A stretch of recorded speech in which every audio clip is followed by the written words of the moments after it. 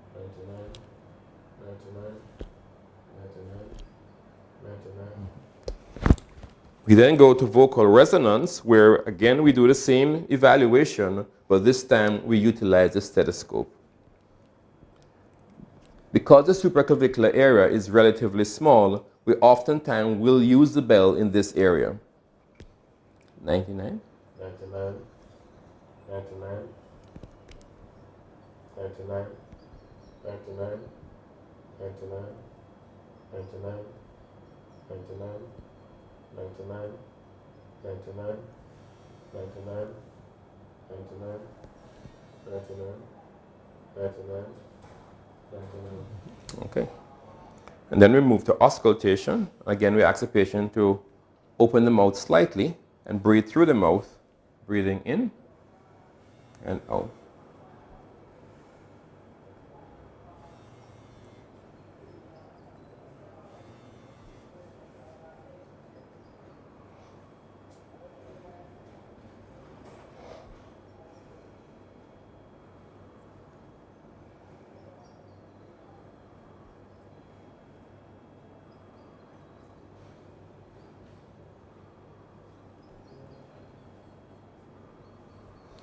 During the auscultation, we're listening to the breath sounds, and breath sounds are usually described as bronchovesicular in that there is inspiration is usually slightly longer than expiration with no break in between, as opposed to bronchial breath sounds where there is a break between inspiration and expiration, and the expiratory phase also becomes prolonged, oftentimes as long as inspiration or longer.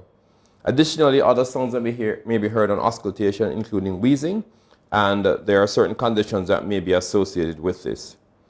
Once you have completed auscultation, then there are a few other things that may be relevant to the respiratory system, but which are not necessarily always done. For example, one may choose to evaluate the jugular venous pressure to see if there is evidence of elevated right venous pressure. And this may become important if one can identify the presence of abnormal respiratory signs suggesting the possibility that there may be pulmonary hypertension.